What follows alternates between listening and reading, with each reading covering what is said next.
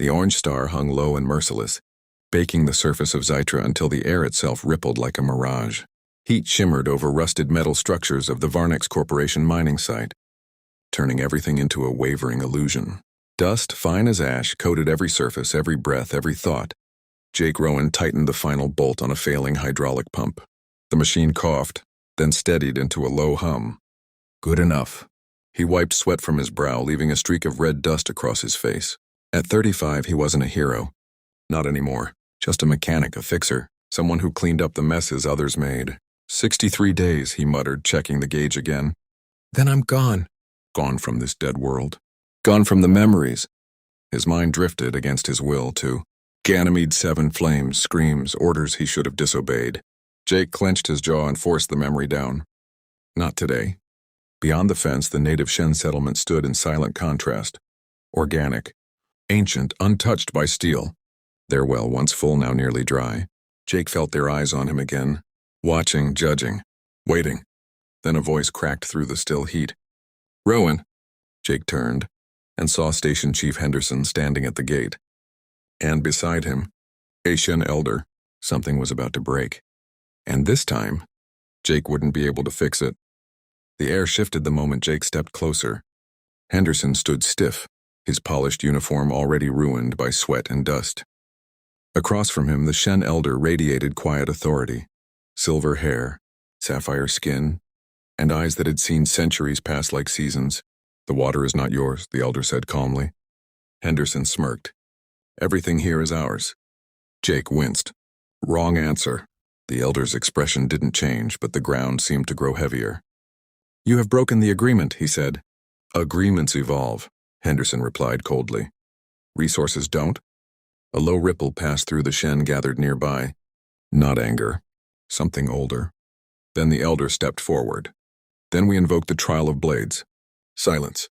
Even the wind seemed to die. Jake frowned. Trial? Henderson's confidence faltered for just a second, but that was enough. A duel, the elder continued. For the right to the water.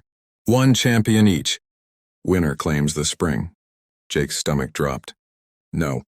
Henderson's eyes slowly turned, locked onto him. No, Jake said quietly. Not happening. But Henderson stepped closer, voice low and sharp. You used to be military, didn't you? Jake froze. They'll slaughter us if we refuse, and Henderson whispered. Or worse, cut off the water. Jake looked at the Shen warriors. At the settlement. At the dry well. A trap. Perfect and brutal. Henderson turned back, raising his voice. We accept. Then he pointed. Our champion is him. Jake felt the world tilt, because across the circle, a warrior stepped forward, and she looked like death-given form. Her name was Liara, and she moved like a storm waiting to be unleashed. Dark armor clung to her form, etched with faint glowing patterns. In her hand, a blade unlike anything Jake had seen. Not just metal. Something older. Something alive. Jake glanced down at his own weapon. A standard-issue combat knife. Yeah, this was fair. The circle cleared. The sun burned overhead. Dust swirled between them. No countdown. No warning. Liara attacked. Jake barely reacted in time, her blade slicing past his face. Close enough to feel the heat of it. He stumbled back, instincts kicking in too late. She pressed forward, fast, precise, relentless. Jake didn't fight back. He survived. Every step, every dodge, just buying seconds. Because that's all he had. Seconds. You disgrace this trial, Liara snapped, striking again. Jake ducked, breath ragged. I'm still alive, aren't I? Her eyes narrowed. Then she changed. Slower, calculated, studying him. And Jake, mechanic, not warrior, started doing the same. Patterns. Timing. Movement. Like a machine. And then, he saw it. A flaw. A tiny fracture in her armor, barely visible. One strike there, and he could win. Jake tightened his grip. This was his chance. His survival. His escape. His freedom. But as he looked into her eyes, he saw something else. Not hatred. Not pride. Desperation. And suddenly, Jake realized something terrifying. This wasn't just a fight for survival. It was a fight for a world. Their blades locked, Metal scraped against metal as Jake and Liara strained inches apart, breath mixing in the scorching air. Her strength was overwhelming. His arms trembled. This was it. The moment. Jake's eyes flicked. Again to the flaw in her armor. That tiny fracture along her shoulder plate. One precise strike, and it was over. He would live. She would die. Simple. Easy. Necessary. But then, Ganymede 7 came rushing back. A woman standing in front of a water purifier. Unarmed. Defiant. A command given. A shot fired. Jake had done nothing. And he had never forgiven himself. Back in the arena, time snapped forward. Jake leaned closer, voice barely a whisper. Your left shoulder. It's cracked. Next hit will break it. Liara froze.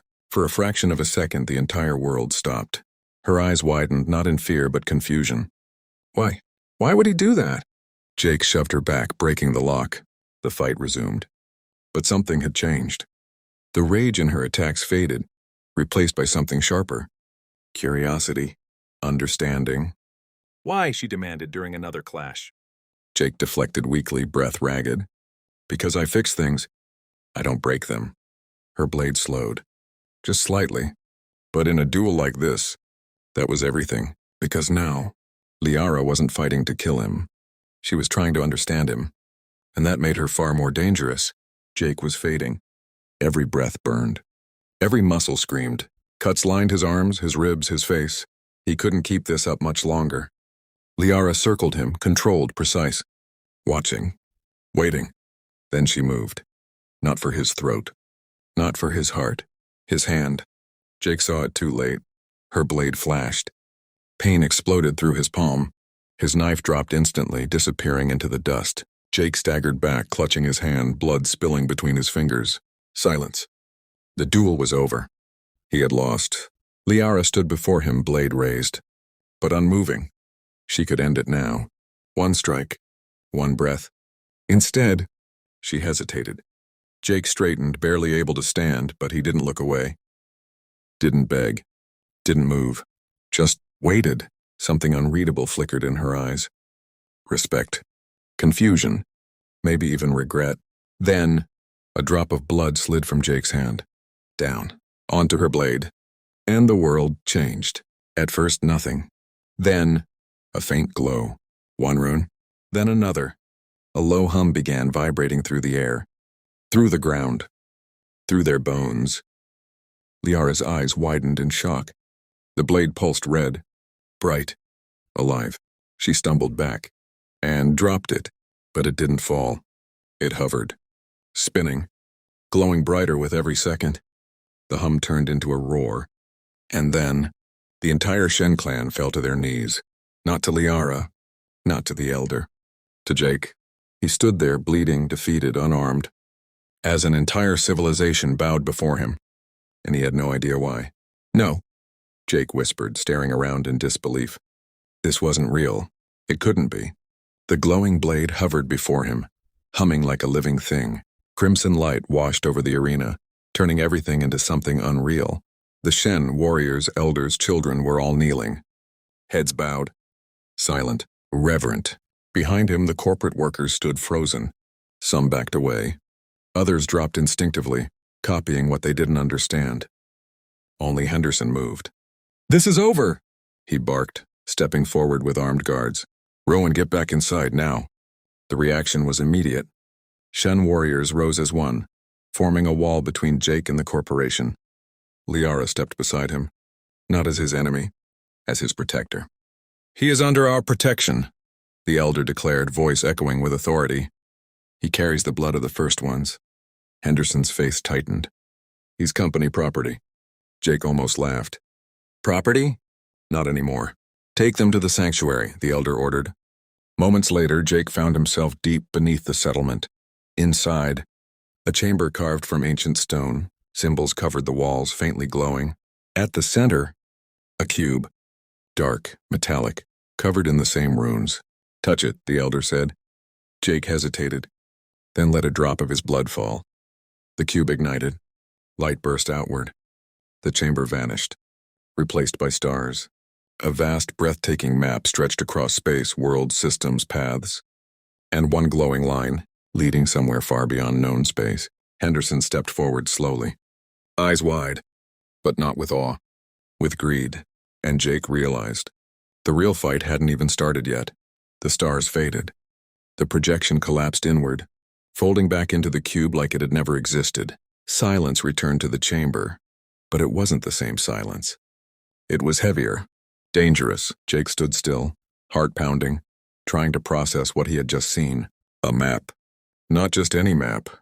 A path to something ancient. Do you understand now? The elder asked quietly. Jake shook his head. No, but I know it's real. That was enough. Across the chamber, Henderson wasn't even pretending anymore. His eyes were locked onto the cube, calculating. This changes everything, he muttered. Jake turned toward him slowly. Yeah, it does. Henderson stepped closer, lowering his voice. You're not just a mechanic anymore, Rowan, he said. You're an asset. Jake's expression hardened. I'm not your anything. A thin smile appeared. You signed a contract, and you threw me into a death match. A pause. Then Henderson leaned in. And now you're worth more alive than dead. That was the truth. Jake could see it clearly. The corporation didn't care about him. They cared about what he could unlock, what he could activate, what he could lead them to. The elder stepped between them. He belongs to no one, he said firmly. He is under our protection. Henderson straightened, mask sliding back into place. Of course, he said smoothly. We respect local customs. Jake didn't miss the look in his eyes. Retreat, not surrender. As Henderson turned to leave, he glanced back once. And in that single look, Jake saw it. A promise, not of negotiation, but of ownership. And Jake realized. The corporation wasn't going to ask next time. By morning, everything had changed. Jake wasn't a worker anymore. He was something else. Something bigger, and he hated it. Everywhere he walked, the Shen bowed. Children stared in awe.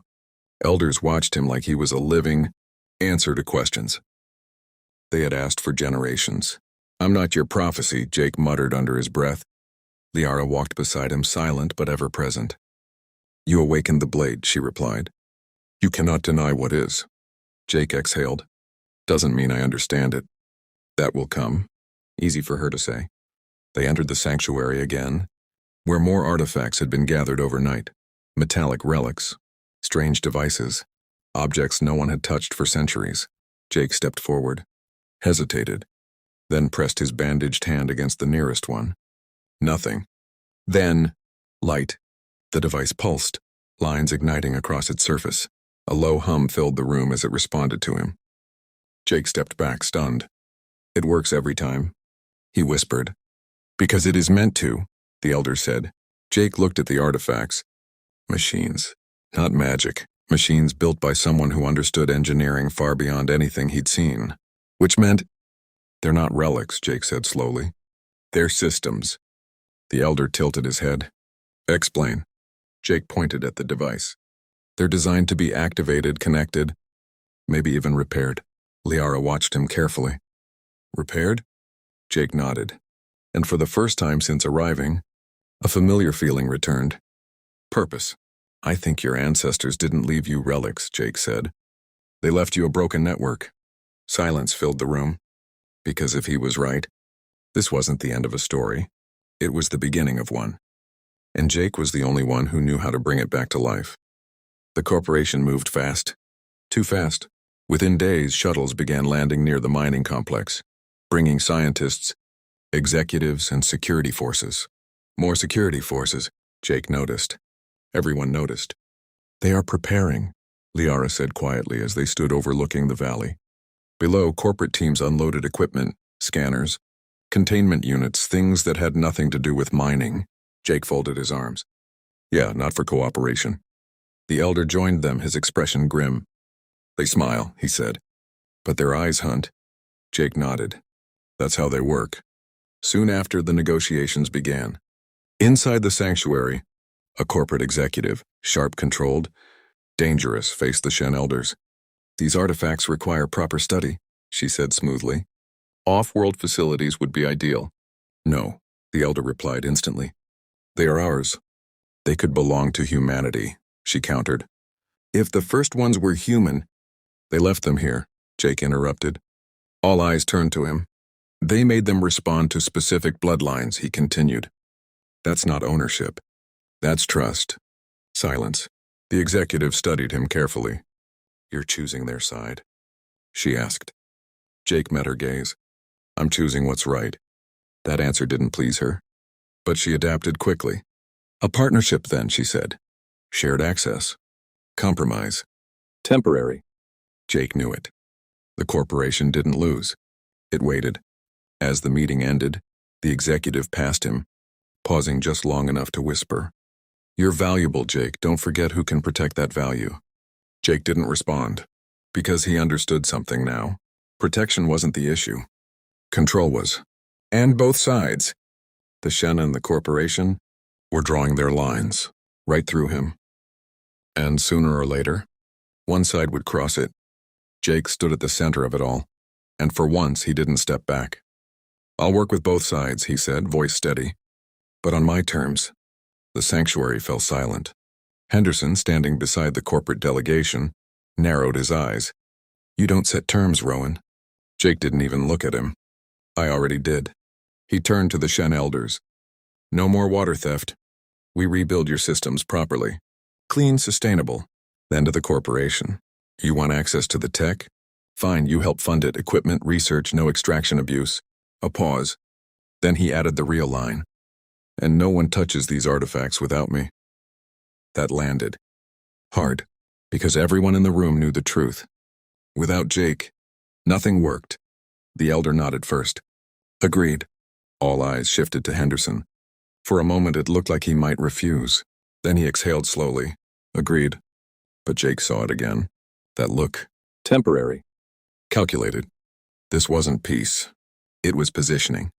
Still, it was enough to begin. Because for the first time since arriving on this dust-covered planet, Jake wasn't fixing a broken machine. He was rebuilding a broken system. And maybe, just maybe, fixing something inside himself too. But as the agreements were signed and hands were shaken, Jake felt it. That quiet pressure in the air. Like something unseen had just taken notice. Because the moment he chose to build instead of run, something ancient started watching back. The nights on Zytra were colder than Jake expected. He sat on a rocky ridge above the settlement, watching as the orange glow of the day faded into a sky full of unfamiliar stars. Beside him, Liara was quiet. Not guarded, just present. You had a way out, she said softly. You could have left. Jake smirked faintly. Yeah, I had a ship picked out and everything. So why didn't you? He thought about that. About Ganymede 7. About running. About surviving instead of standing. Then he looked down at the valley. Shen and humans working side by side. Water flowing again. Something changing. Because running never fixed anything, he said. Liara studied him. You are not what we were taught humans are. Jake chuckled. Trust me. Most of them are exactly what you were taught. And you? Jake leaned back, staring at the stars. I'm trying not to be. Silence settled between them again. But it wasn't uncomfortable. Liara shifted slightly closer. Not much. Just enough. You carry 2 worlds in your blood, she said quietly. Jake glanced at her. Feels more like I'm stuck between them. Or meant to connect them. That hit deeper than he expected. Jake looked at their hands resting close together, human and Shen. Different, but not separate. Maybe, he said. Above them the stars stretched endlessly. Somewhere out there was the origin of all this. The first ones. The truth. And maybe a future neither of their people had imagined. But as Jake looked closer, he noticed something strange. A pattern. Faint. But there, like the stars themselves, were pointing back. And whatever waited at the end of that path, it wasn't just history. It was calling them. The next morning changed everything again. Jake stood in the sanctuary, staring at the awakened artifacts spread across the chamber. More had activated overnight. Without him touching them, that wasn't supposed to happen. Did you do this, he asked. The elder shook his head slowly. No. Liara stepped closer to one of the devices, its surface pulsing faintly. They are responding. To what? Jake asked. Neither of them answered. Because deep down, They already knew. Jake, or something inside him. He approached the central cube again, hesitated, then placed his hand on it. This time, it reacted instantly. Light exploded outward. The star map returned, but different, expanded, alive. New paths appeared, new coordinates, and then a signal, faint, but unmistakable. Not a map, a transmission. Jake's breath caught. They're not gone, he whispered. The elder stepped forward, trembling. The first ones. Liara's eyes widened. They are waiting. Jake stared at the glowing path stretching into the unknown. All this time, he thought this was about the past. Lost technology. Ancient history. He was wrong. This was a beginning. A journey. A choice. Behind him, his communicator buzzed. Henderson. Of course. The corporation wasn't done. Not even close. Jake closed his hand slowly. Decision made. Get ready, he said quietly. Liara stepped beside him. For what? Jake looked at the stars, then at her. For whatever comes next. Because now, there were only two directions left. Forward. Or war. And something out there had just answered back.